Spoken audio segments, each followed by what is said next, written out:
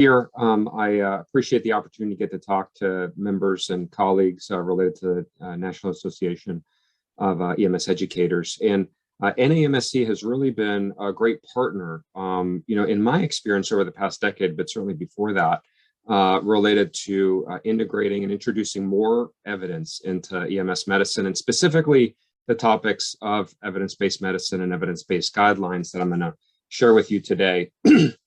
What I was asked to do, and what I think is of greatest value for folks with an interest of how we can move forward in the future of trying to integrate more of our scientific evidence that we continuously build into the clinical practice that is actually being delivered on the streets, in the field, wherever it is outside of the hospital setting, and specifically with relation to the education of EMS personnel of how they can integrate that science into practice. Is the best thing to do is to actually give us some historical perspective and walk us through all of the great work that has been happening mostly over the past 2 decades in a fairly rapid clip here, and then really talk about the things that are happening right now and the things that we're working on towards in the future, so that we can all work together. We can continue to partner and continue to do a lot of these activities the best that we can. So I am the president of the Prehospital Guidelines Consortium. I work with a collaborative team that represents now 37 member organizations and a great group of stakeholders that have been involved in this work for quite some time. And I'm going to speak to you from some of the experience that we've gained over that period of time and some of the projects that we want to do. That's one disclosure. In terms of other potential disclosures, I just want to let you know that I am involved in a number of research trials that are all funded through federal dollars or nonprofit associations. And this is mostly related to EMS research, not of which I'm going to actually talk about today.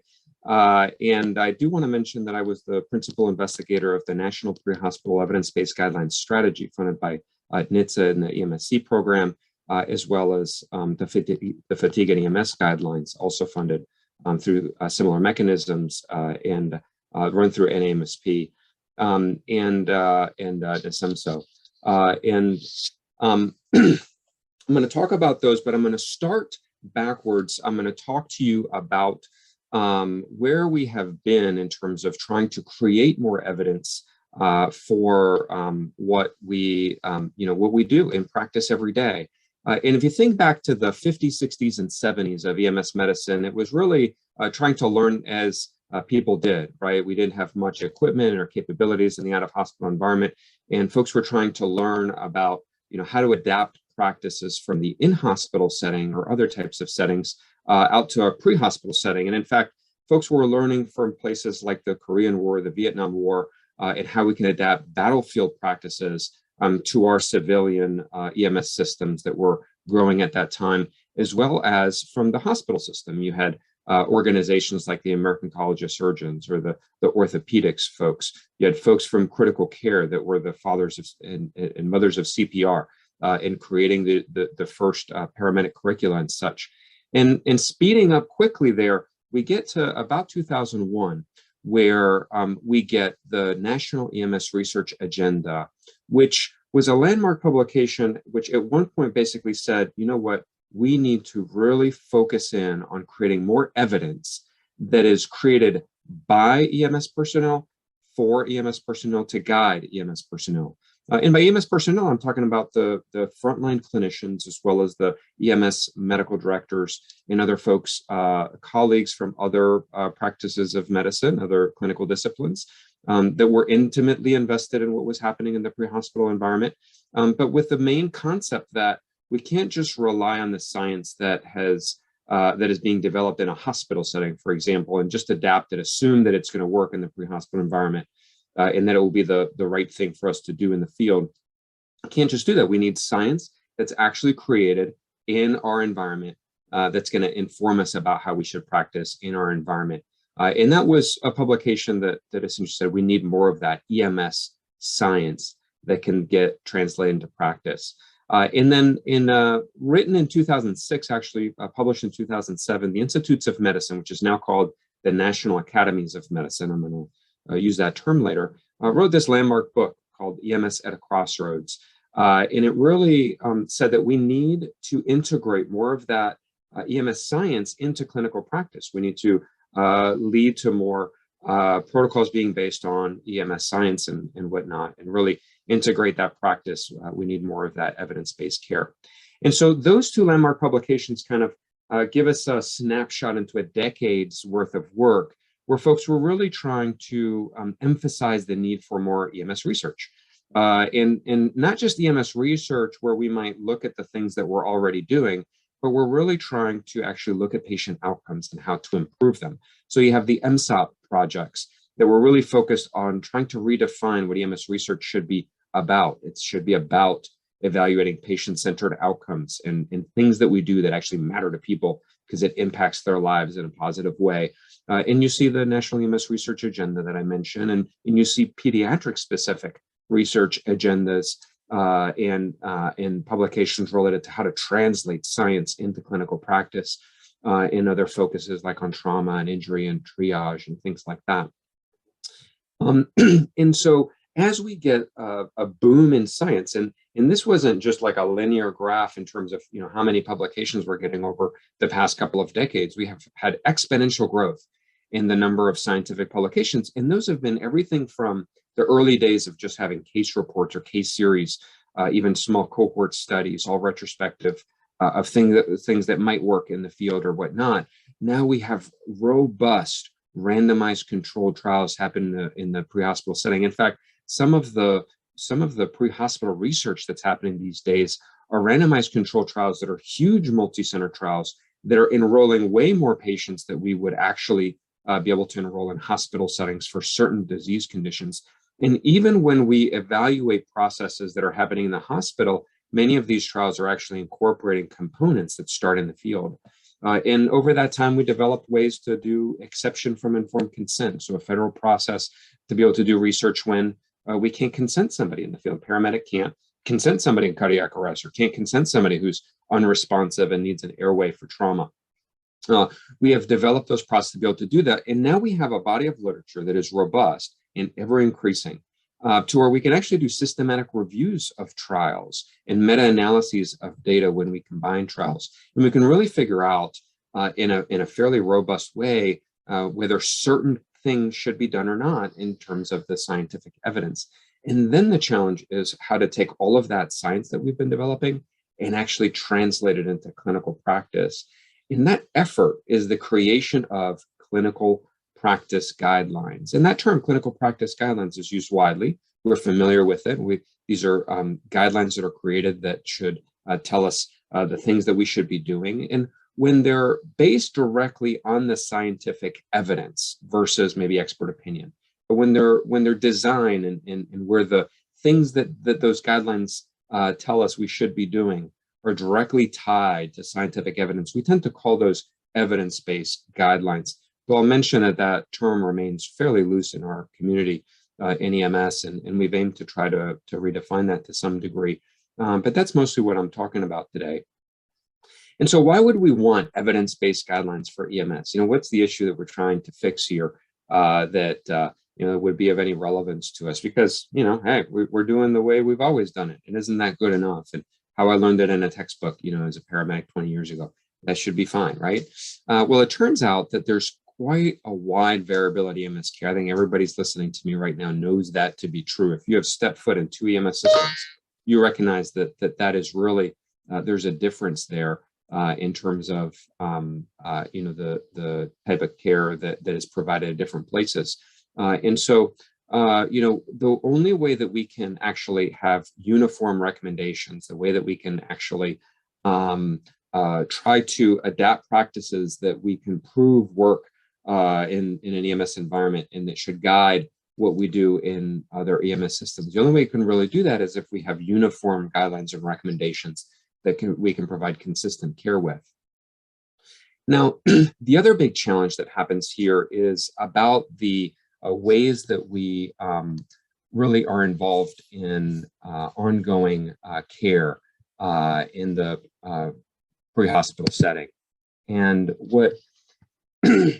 what happens is that EMS medical directors, and other folks that create protocols and guidelines, Well, we would all like to read all of the latest literature, but as I mentioned that there's exponential growth in that scientific evidence, it turns out that there's hundreds of journals now that have some relevance to EMS, because it isn't just the pre-hospital journals, it's the cardiac journals and the trauma journals and publications about stroke and other in other journals where it really touches the pre-hospital environment. And to keep abreast of all of that literature is essentially impossible. If somebody wants to be informed about everything that's out there to guide in the writing of one protocol, it's really not feasible for one person to try to do that. And these guidelines, when they're created by associations and groups of investigators and groups of colleagues and groups of experts, really helps to synthesize the ever-changing knowledge that's out there into a cohesive guideline that an end user can actually implement into a protocol in a local EMS system. And that amount of effort that goes into that and how it can be used for other people is incredibly important. And then it turns out we don't have a great way to uniformly measure the care that we're providing in the field and looking at the outcomes that we can measure in the pre-hospital setting. And so by having uniform recommendations about the things that we should be doing, like giving aspirin for people at risk of acute coronary syndrome, having chest pain over a certain age, well, that's something that we can measure across EMS environments. And we can develop things like performance measures or other evaluation tools that can help us determine if we're providing a standardized measure of care in our EMS environment versus others, and help to try to move towards the best outcomes that we can. The problem, though, is that it turns out that we have a fairly limited number of true, robust, well-developed evidence-based guidelines out there. Though I'm going to share with you that number is actually increasing also at an incredible rate. To create one of these evidence-based guidelines that's based on a systematic review of the literature really takes a whole lot of work. So this graph has been shown a number of times. The classic way that we would start to create a guideline is to set up a number of questions. For example, I want to find out if aspirin given to patients over 35 that are having chest pain that might be due to acute coronary syndrome, if that's beneficial for the outcome of a decrease in mortality. And so you would start developing your PICO question, your population, intervention, comparison, and your outcome. And you develop that question to try to formulate a series of things you want to answer. And then you're going to be searching in the scientific literature to find the answers to those questions in as robust a way that you can, and then feed it to a panel of experts that's actually going to come up with those recommendations. And so typically to create a guideline, we'll say, hey, what are the pressing issues? What are the questions that we have that we think that we'll have sufficient evidence to be able to answer? And you set up a series of a few PICO questions or a great list of PICO questions. The more you do, the more work it is. But then you go searching into literature and you'll do a systematic search of the literature using keywords that are broad, and you pull up hundreds of articles, or maybe thousands of articles, and you screen them down to those that are robust articles that answer your question or potentially influence the answer to your question. And then you try to integrate that information the best that you can and identify what biases certain research studies have and what highest quality evidence versus lower quality evidence is. And essentially go from all of that science evaluation process, that's the first part, and then your systematic review is done. And then you feed that into the working group that essentially writes those guidelines. And those are the folks, typically an expert stakeholder panel that is broadly representative of folks, even at times including panelists that are end consumers. So people that have been patients of, have an MI, or patients of a prior stroke that were taken care of by the EMS community. So you can think about things like the benefits and harms of an intervention and the values and preferences of that population. Really a robust stakeholder panel will then take all of that information gained from the science, and then we'll evaluate the quality of that evidence, the benefits and preferences, and all of that, and then we'll come up with concrete recommendations that are ideally directly tied to that scientific evidence, so that we come up with a guideline that says you should be doing this, should be doing that, should not be doing that. We suggest that maybe you do this, and that essentially forms one of these guidelines. And it turns out evidence-based guidelines are widely supported by a number of different organizations that have been doing their own piece of promoting this work, of creating guidelines, of being involved in educating about them, promoting them, and doing things to really elevate the care that we're providing in the field. And it turns out that our federal partners have also been a similar parallel process here. And in fact, we know that a lot of the money that goes into this comes from federal dollars, and all of that is guided through expert groups that provide recommendations. So the National EMS Advisory Council is a set of representative individuals that are appointed to this council that provide recommendations to the federal government. And in 2012, they came up with very important landmark recommendations that downstream led to a lot of the individual projects in this world. And specifically, I said, we need to work towards having stakeholders that are together at a table continuously and that are working towards these efforts. We need to incorporate more evidence-based guidelines and evidence-based medicine concepts into EMS education. Hello, thank you for having me here today. And we need to have a registry of efforts related to evidence-based guidelines and all of these efforts that are happening, so people know about them. They can reference them, they can use them, they can pull them off the shelf and actually implement their use. And in parallel, the Federal Interagency Committee on EMS, so the out of each federal agency that has anything to do with EMS, they have representatives on this interagency committee.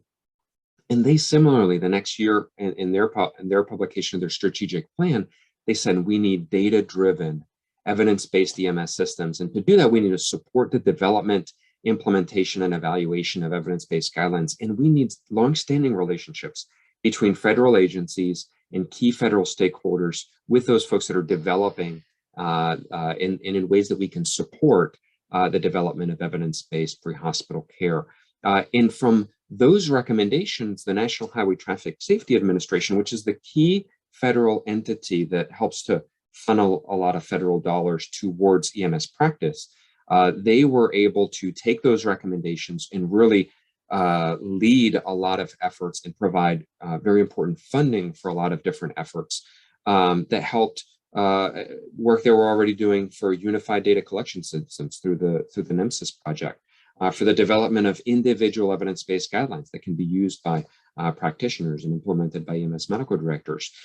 They work towards implementation projects, because along the way we've realized that the implementation of guidelines, even once they're developed and even when they're super robust and very useful, it's very difficult to implement those and to educate people about them. Even disseminate them is hard, depending on where they're published. If people have access to them, people know that they're there.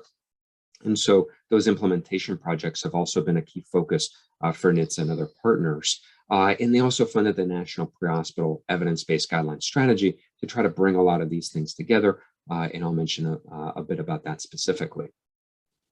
But let me go into, as all of that was happening, and I told you about the decade of EMS research where has been continuous since then, but really trying to promote having more science into EMS practice. Now we enter into a decade of work where a lot of individual projects were actually trying to say, okay, so we got this great EMS evidence and we're going to keep promoting that. We're going to keep doing more of that.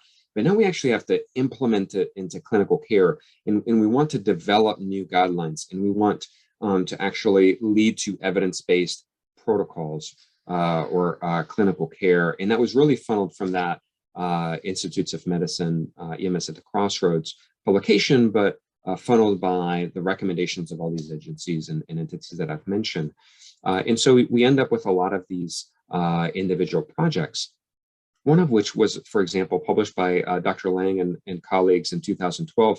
This was a model process for creating an evidence-based guideline. And this essentially gives you a circular way to start with, does a guideline already exist in this topic? What inputs do we have that are available, so we're not reproducing the wheel what somebody's already done? Maybe we're updating an existing guideline versus creating one de novo. And it tells you about all of the different steps, from the appraisal of the evidence and promoting using robust methodology like the GRADE process to evaluate evidence, how guidelines should be developed in the process that I just described to you, how we might adapt that into model EMS protocols to facilitate dissemination of the guidelines and actual implementation of individual EMS protocols based on those guidelines. And the very important part of evaluating whether we actually successfully implemented that guideline, whether the things that we thought we were going to impact through the recommendations of that guideline actually got impacted. And more specifically, if we can actually measure the outcomes that we're interested in whether the guidelines impacted those, and were we successful at achieving our ultimate patient-centered outcome, that would be most important as an evaluative tool. And if we can do that through performance measures, that would really be the most robust that we could do. And then you've got to learn. That's where the circle part comes. You have to learn about what worked and what didn't work, so that when we're maybe updating that guideline or creating a new one, we can inform those practices and we can actually improve the process as we move forward. And so also over that period of time, in using that model process, we have individual funded projects to create individual evidence-based guidelines. You have guidelines that got created for the management of prehospital seizure, and you have guidelines on prehospital analgesia and when to do air medical transport for patients encountered in the EMS setting. You have a hemorrhage control guideline. Most of these projects are about 2-year projects, individually funded. It's a huge amount of effort. It takes a huge team of folks that know how to evaluate the science and do robust analysis of all of the publications that are available, and then content experts and the whole stakeholder panel that actually comes up with the recommendations and guidelines. And that's a huge amount of work. And sometimes actually, as happened by Dr. Bolger's work on the hemorrhage guideline and a number of other ones since then, sometimes that 2-tiered effort, the systematic review and the evidence evaluation versus sitting around a table and come up with those guidelines by a panel of stakeholders and experts, sometimes that's divided. And for example, for theirs, they actually relied on evidence practice group to do the evidence evaluation and then have the guideline be created, kind of informed by all of that work separately. And that is now being used for guidelines, related to, naloxone use, as was previously published by Dr. Ken Williams. And then you have guidelines now being developed for airway management, using a similar process, since it's such a tough job to do all of it together. And in the process of doing this, NESMSO really was recognizing that, hey, it's a lot of work to actually create those individual evidence-based guidelines. And boy, man, we're going to keep funding those, and we're going to keep doing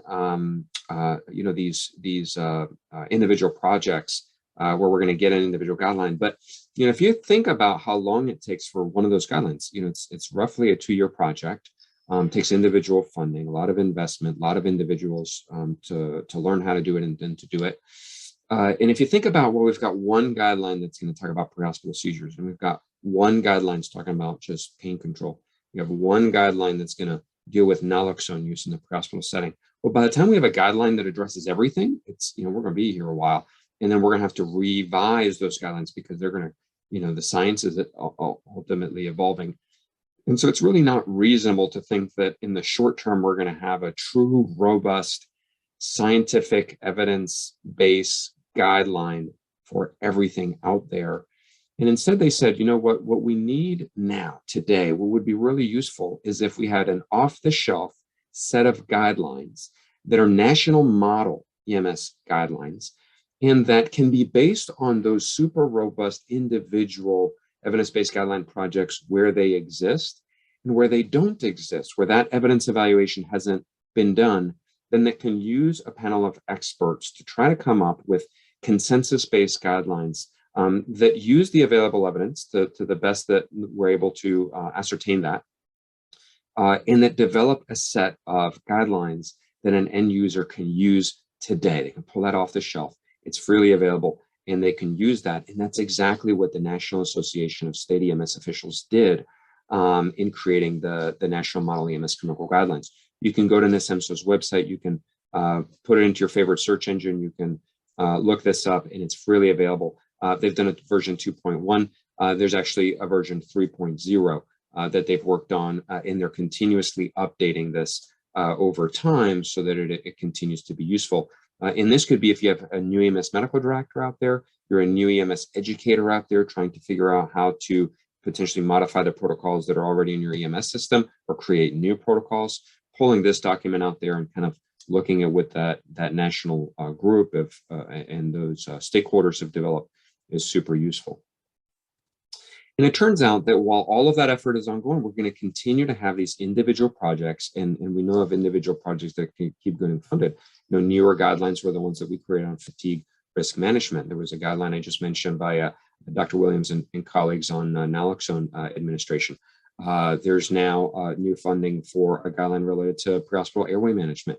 And so we continue to see these individual projects occurring that are based on that model process and that are based on robust methodology to create them.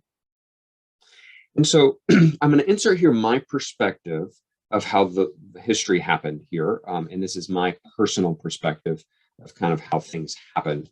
You know, from my viewpoint, it seems like with all of these individual elements happening, and you have individual evidence-based guidelines happening, and you have you know, all these efforts to try to figure out how to implement them in the field and how to promote more evidence being created that will inform new guidelines. And you see organizations that are actually kind of reinventing the wheel every time we have to create a new guideline, because you're getting a whole new group of stakeholders. You're teaching them things like the grade process for evidence evaluation. You're figuring out how to work together in a stakeholder panel. And in fact, because you want to be representative of different organizations that are involved, well, you're de novo, like we've never done this before, grabbing a stakeholder from one organization or another organization and this organization to create this panel. And certainly that's improved over time. But at the time, about 2012, the National Highway Traffic Safety Administration, following from recommendations from NEMSAC and FICEMS, recognized that we needed a sustainable process to bring together all of these stakeholders that are working on these efforts and have some sustainable process for them to continue to work together to help develop new evidence-based guidelines, to help with their implementation and their evaluation. And so they funded the National Association of EMS Physicians as part of a cooperative agreement to create the National Pre-Hospital Evidence-Based Guideline Strategy. That is disclosure. I got to be the principal investigator on for NMSP. And the mission of this project was to engage EMS stakeholder organizations, institutions, agencies, and leaders in a sustainable process that promotes the development, implementation, and evaluation of pre-hospital evidence-based guidelines. The word sustainable it was really, really key, and certainly in my conversations with NHTSA, in their interest, again, my perspective, to bring these collaborative groups together and get them to work on their own to continue to promote these activities so that we are not just individual organizations funded by a small or individual grants for one guideline, but that we have some some collaborative effort to be able to work together so that we continue to promote these efforts and work in synergism over time. And so what we were able to do for this strategy project is that we brought together about 57 stakeholder organizations, entities, and individuals, including many of the agencies from the federal government with interest in EMS, a lot of the EMS and medical organizations you can imagine would be involved in such an effort, as well as research institutions, other panelists of experts. And we came up with a strategy that essentially involved 7 key actions. And the biggest one that I think was key was the creation of a consortium of association organizations and other individuals that could continue to work on all of these efforts in a sustainable way. So that wouldn't just be based on a project group that would form based on a grant for a 2-year funding cycle and then go away. And also recognize that not one association, one entity, one organization can do all of these efforts in terms of what everybody had an invested interest in. And so having a consortium of all of the organizations that work in this space would be of benefit so that we can share information about what's going on in the evidence-based world so that I can help to promote all of these efforts as I'm doing with you today. We can do all of the other action items of this strategy, like promoting research and the development of new guidelines, incorporating more education into EMS activities, and promoting all of the other aspects that will help us have more evidence-based guidelines in the future. And so the National Pre-Hospital EBG strategy helped to form the Prehospital Guidelines Consortium, which is essentially it is exactly that entity. It was an entity that was created through the support of individual stakeholder organizations, and that helps to engage these EMS stakeholder organizations to promote the development, implementation, evaluation of evidence-based guidelines for pre-hospital care.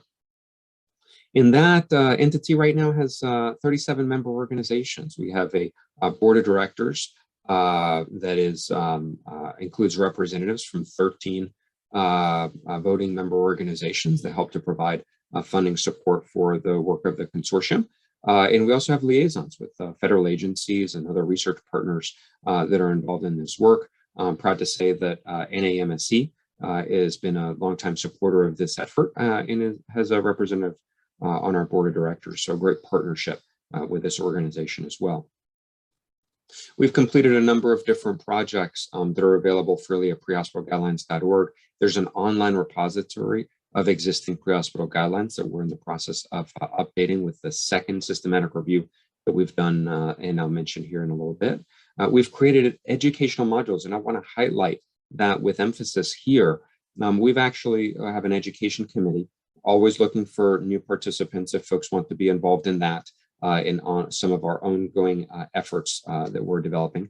But we've actually created some freely available PowerPoint presentations on evidence-based medicine and evidence-based guidelines that can help an EMS educator teach those concepts, which are now part of the National Registry core content for recertification. It is the slides that you need to get into that classroom and go over that content for you, already set up with expert input from a variety of stakeholder organization representatives, and that has been used. I've used it myself dozens of times. Super useful set of PowerPoints and stuff. And that can, we have content there that can help you deliver the presentation just for the core content needed for continued competency, as well as an additional educational presentation there about how we might implement a guideline in the key 10 steps for implementing a guideline into an EMS system. So that's super useful as well. We've also done a systematic review on implementation science relevant to EMS medicine and learning from what folks have actually studied and explored in terms of the challenges to both disseminate and implement guidelines in the pre-hospital setting. And we created a systematic review of pre-hospital evidence-based guidelines that was published in 2020 online, and then in print version of pre-hospital emergency care. And I'll talk about that a little bit more. We've also created a gap analysis of where we currently have evidence-based guidelines and where we think that we either need new guidelines or we need to update guidelines that exist because of priorities that exist in EMS medicine through, again, a broad stakeholder group of all of these organizations. And we've also updated one of NESEMSO's other projects in partnership with them which is an implementation toolkit of how do you actually take a guideline and work towards all of the components to implement it into an EMS system. What are all the tips and tricks to do that and the challenges and pitfalls that others have learned? How do you do that? And we have great concrete guidance that we recently updated there. What we're working on next is a series of collaborative projects. One is we continue to work with the National EMS Quality Alliance, NEMSAC, which is creating performance measures for EMS, in informing them of what the most robust evidence-based guidelines that we find are, so that they can inform them in terms of creating new performance measures that may be of benefit to the community. We also currently have a project related to implementation science, currently led by Dr. Jen Fish, who is working to try to identify what practices of implementation would be most relevant to EMS practitioners and would help us best to try to implement new guidelines in the field, because that continues to be very challenging. And so the more that we can learn about implementation science specific to our colleagues, our environment, the better we're likely to actually implement guidelines successfully in the field. And then the big effort that I want to spend most of the rest of my time with you today talking about is related to an ongoing effort, collaboration that we're doing with the National Registry of EMTs to inform initial certification and continued competency activities through some concrete efforts, including an updated systematic review of evidence-based guidelines, as well as finding out what the latest and greatest scientific literature is out there that we may want EMS practitioners to know about.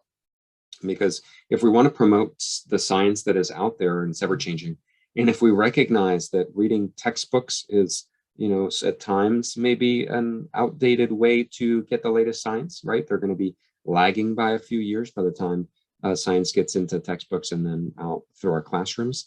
Well, the best way would be if we could identify the latest scientific evidence and actually get that into the hands of EMS personnel, be able to highlight and educate about it. And that could be really take us to that next level of incorporating science into practice. And so with the work of now Dr. Turner and a variety of colleagues that had worked with us before, we did previously publish a systematic review of evidence-based guidelines pre-hospital care, essentially with an elaborate keyword search looking for all of the guidelines that we could identify relevant to pre-hospital care, including those guidelines that are developed for hospital care primarily, but included some component of recommendations for pre-hospital part of the care, and looking at all of those. We published that previously, or in the process of completing an updated version for which we've already done all of the evaluation for, and we'll be looking to publish soon. The main things that we wanted to do were to first identify all existing pre-hospital guidelines, because if EMS personnel don't know that a guideline out there exists, or it may be an EMS medical director sitting down to write a protocol, and they don't know that there's already a robust evidence-based guideline out there that already did an evaluation of all the science fairly recently, and can answer those concrete questions in an evidence-based way, they're not going to be able to use it. They just don't know that it exists, right? So can we find where those are? Can we get them all and compile a list of all of those for a repository? And then can we evaluate the quality of those guidelines? Because it turns out, folks write guidelines in varying levels of quality and with very disparate methodologies in terms of the robustness with which someone might evaluate the scientific evidence, or quite frankly, sometimes they're based on expert opinion, sometimes they're based on a systematic review of the literature on purpose, and it's because maybe there isn't enough science to create guideline recommendations on a specific topic, and you have to base it on the experts of a practice association giving their recommendations for what should happen in the field, and that can be incredibly useful, especially when that science doesn't exist. But you may actually have competing guidelines on a similar topic, one based on a robust scientific scientific evidence with a systematic review of the literature, and the other one not. And so, it would be important, if you're looking at a list of different guidelines, that you would actually be able to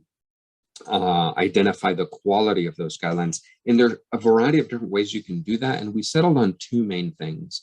One was that the National Academies of Medicine, this is what used to be called the Institutes of Medicine.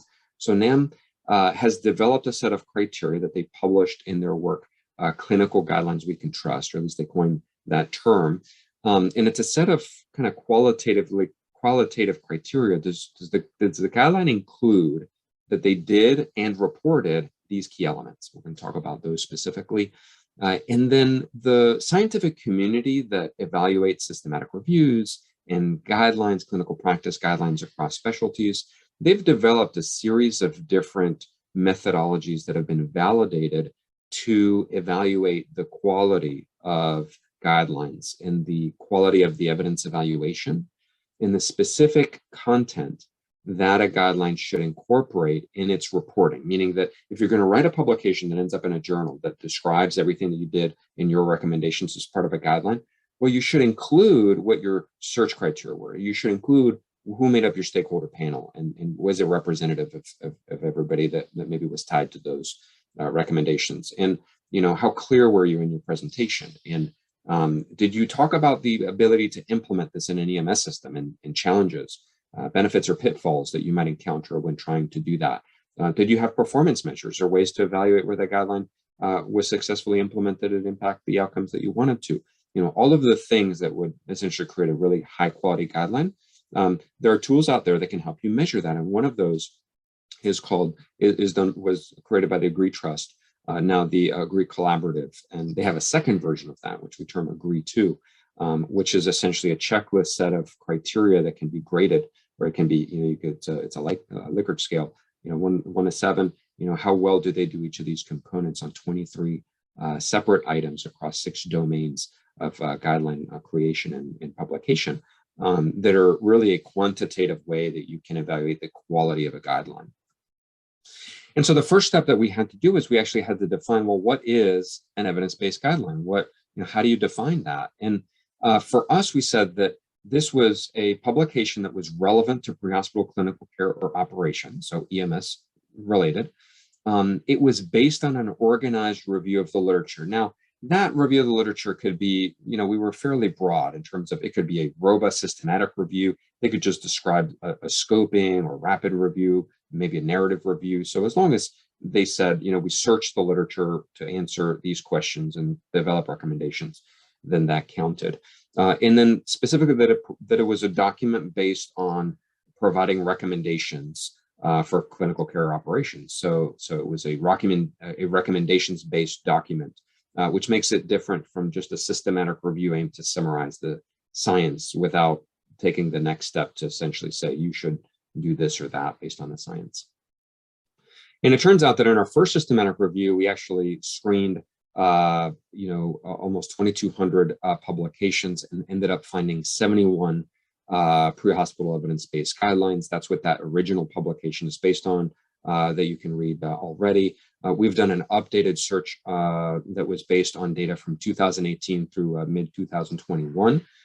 It was our most recent systematic review that is updating what guidelines we have. And interestingly, we found 75 new pre-hospital guidelines. So actually more guidelines published in 2.5 years than had been published since inception of database journals or databases for those journals prior to 2018, which again informs you of this exponential growth that we have, not just on scientific evidence, but the number of guidelines that are out there.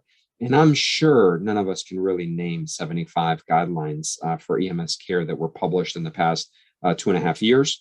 And that's why we need this type of work to make all of us informed about what's out there, and not just know what they are, but maybe actually know what the quality of their evidence evaluation was and how well they're written, and maybe which are the guidelines that are most useful for us to try to implement and make sure that our protocols are aligned with.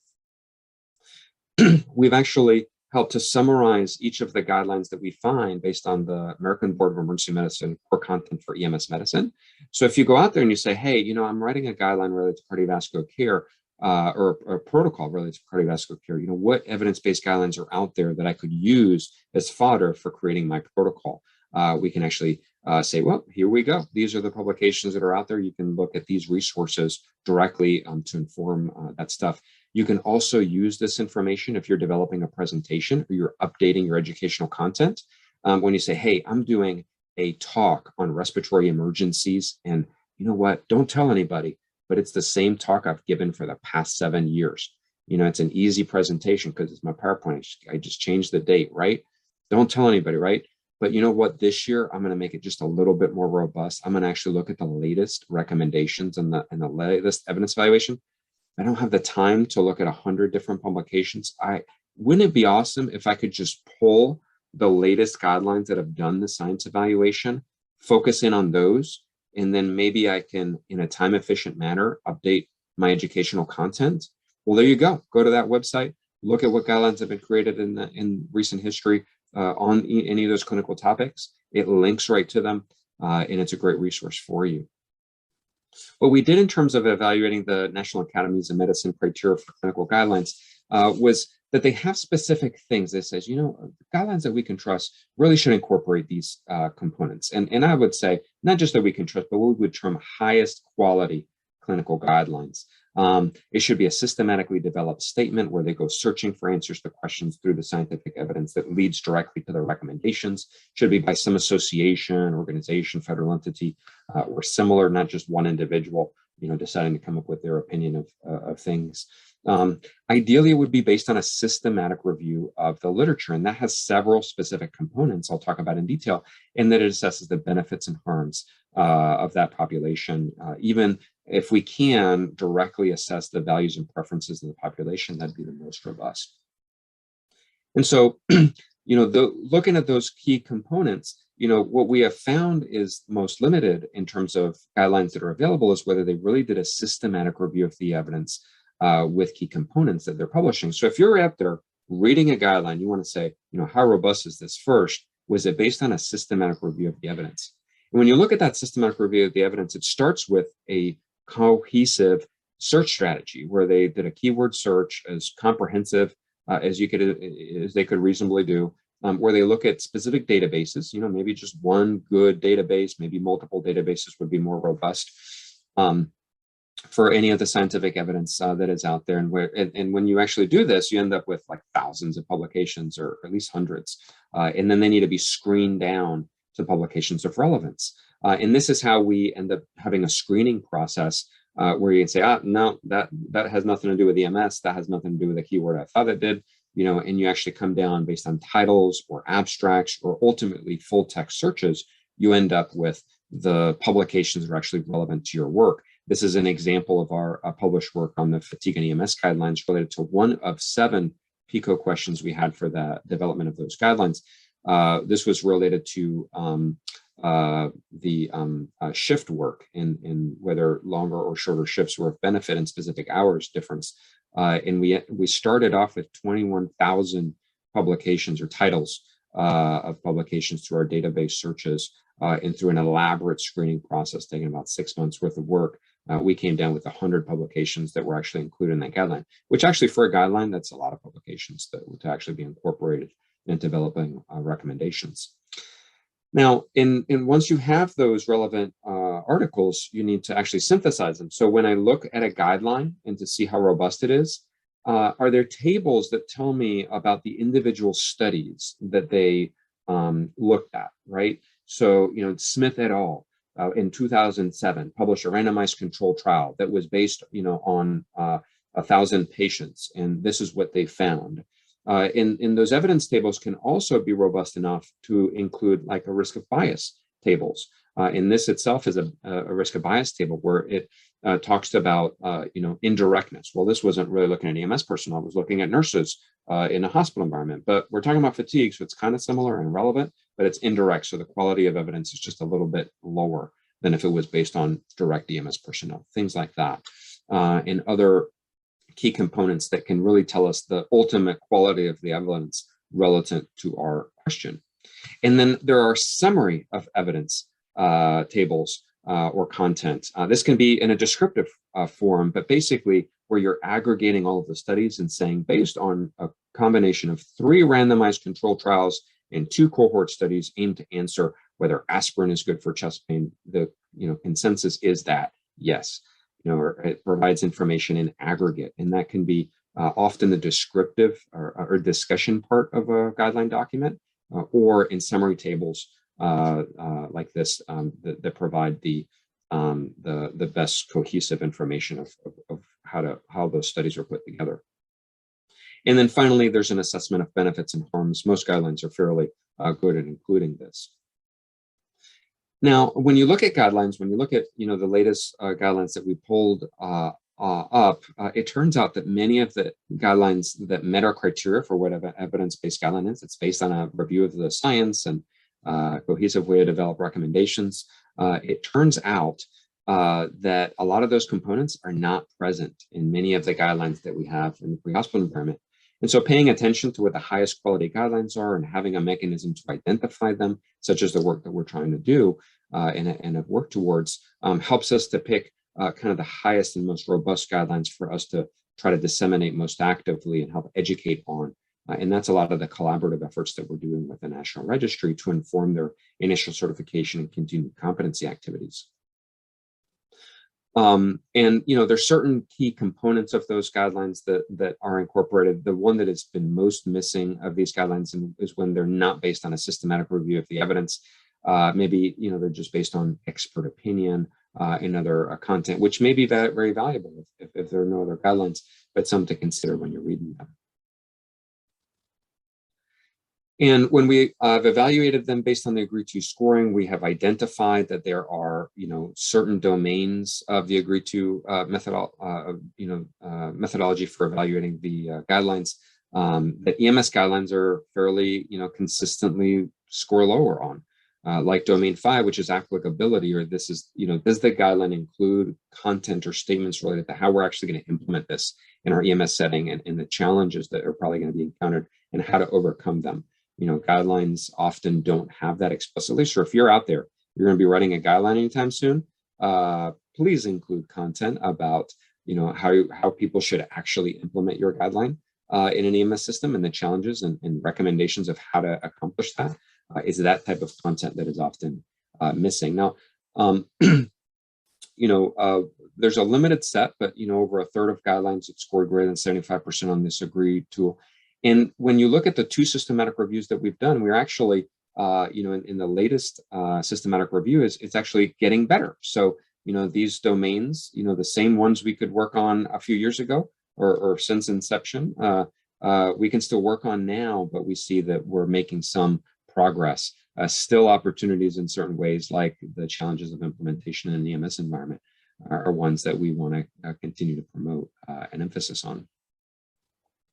And we've made these guidelines available, the initial set for our first publication. They're all available at prehospitalguidelines.org. You can go by EMS core content areas, and you can pull those up, and there are links directly to them. And we're in a process, as we publish our second systematic review, we'll be including all of those latest guidelines from mid-2018 through 2021 on our website here fairly soon. The next steps are to try to figure out ways that we can incorporate some of this evidence into those initial certification continuing competency activities the National Registry and the Prehospital Guidelines Consortium are collaborating on. They have already included since 2016 content you may be familiar. Needs to be covered so that folks can recertify both at the EMT and above at the paramedic level. That includes much of the content we've been discussing today. If you're an EMS educator out there, as I'm sure you all are, and you want an easy to access a PowerPoint presentation related to this specific stuff that need to be covered for someone to recertify, look right at that website because we have all of this content right ready for you to share, or at least to compare to what you're already doing. And we're doing this updated systematic review that will help inform this. In addition to that, we actually have a stakeholder group within the PGC that has identified a series of key core primary literature for the past 3 years and actually selecting what the top research should be. This is much the same process as of many of the medical boards do for physicians that are doing Con Ed in recommending certain publications to be read and some content to be provided, maybe some quizzes and such that folks can do as part of their continued education credits for their own recertification. So we've modeled this and are thinking about, with the National Registry, how could this be incorporated into continued competency activities, not just by the National Registry, but by any other accrediting body related to continued competency and primary certification. Again, very like what is currently done for physicians in practice out there. And this is an example of the American Board of Emergency Medicine version. So if you want to access any of these resources, prehospitalguidelines.org is the site for the Prehospital Guidelines Consortium. Go to EBG resources. Right towards the top is the education-related content. Those PowerPoint presentations you can download and use freely. They've already been delivered to quite a number of different groups, including to, I think, through one of the online educational groups to about 70 different countries. So that content has been shared widely, and you're welcome to use it yourself. And I appreciate the opportunity to talk to you today. I'll leave it to Matthew if there's a minute or two for any questions. I've been following the chat and haven't seen any specific questions, but if somebody has any, I'd be happy to.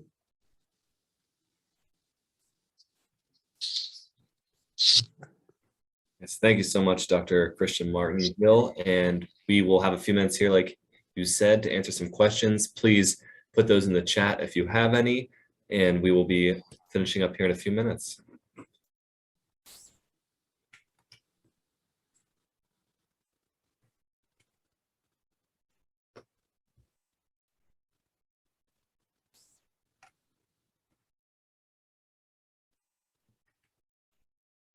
Appreciate the comments here. I'm seeing folks appreciating sharing this work. Yeah, it's really been a great collaborative effort from a whole lot of individuals working with the Prehospital Guidelines Consortium, representing so many entities. It's been a great process here for me, really over the past decade. A lot of folks been involved, for quite some time.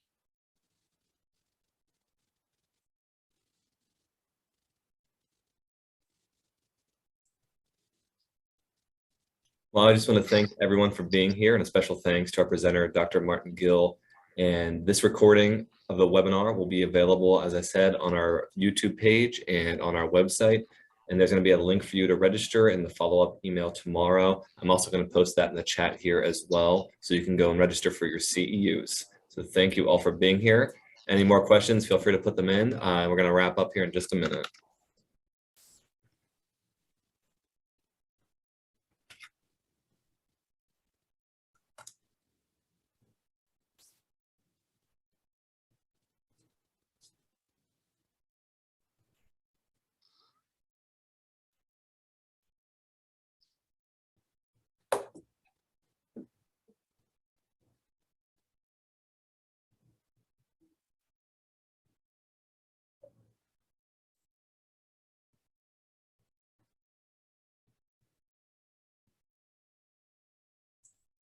All right, well, thank you very much, everybody, for being here. And thank you again, Dr. Martin-Gill. This concludes our webinar today. We hope to see you all back for future webinars. And if you have any questions about the CE registration, please feel free to reach out. Have a good day, everybody. Thanks a lot.